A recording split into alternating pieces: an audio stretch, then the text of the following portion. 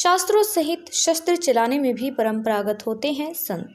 आधुनिक और प्राचीन हथियारों का संतों ने किया पूजन।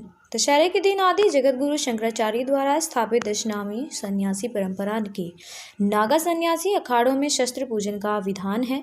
पिछले 2500 वर्षों से दशनामी सन्यासी परंपरा से जुड़े नागा सन्यासी इसी परंपरा का निर्वहन करते हुए अपने अपने अखाड़ों में शस्त्र पूजन करते हैं।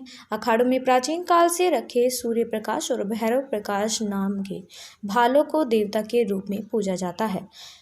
वैदिक विधि विधान के साथ दशनामी सन्यासी इन देवताओं रूपी भालों की पूजा करते हैं। इसी परंपरा का निर्वहन करते हुए आज दशहरे के रोज श्री पंचायती महानिर्वाणी अखाड़ा कणखल में भैरव प्रकाश और सूर्य प्रकाश नामक भाले देवता के रूप में पूजे गए।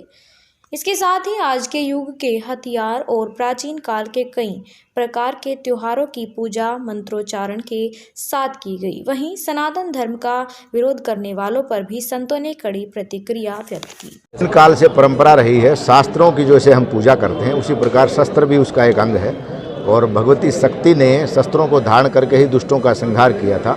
आश्विन के नवरात्रे के समापन के बाद में विजयदशमी का पर्व भगवान श्री राम ने लंका पर विजय प्राप्त की थी, रावण का वध हुआ था। उसका प्रतीकात्मक रूप से रावण कुंभकर्ण और मेघनाथ के पुतलों का जैसे दहन करते हैं, इसी प्रकार से बुराई के ऊपर अच्छाई की जीत हो इन्हीं कामनाओं के साथ श्री पंचायती अखाड़ा महानिर्वाणी के इष्ट देवता सूर्य प्रकाश और भैरव प्रकाश जो भाले के रूप में हम लोग पूजा करते हैं, भगवान श्री कपिल महामुनि जी के आशीर्वाद से पंच परमेश्वर के सभी श्रीमंत कारोबारीगण संतों ने मिलकर के आज श्री पंचायती अखाड़ा महानिर्वाणी में शस्त्रों की पूजा की। साल में एक बार होता है और ये प्राचीन परंपरा अखाड़ों की शंकराचार्य भगवान ने जब अखाड़ों की स्थापना की थी तो जो विधर्मियों शास्त्र के द्वारा नहीं मानते थे उसमें शस्त्र का प्रयोग हुआ, तभी से ये परंपरा चल रही है। और इसका आज विधि विधान से षोडोपचार पूजन हुआ, पंचगव्य और पंचामृत से भगवान के उस विग्रह का स्नान किया गया।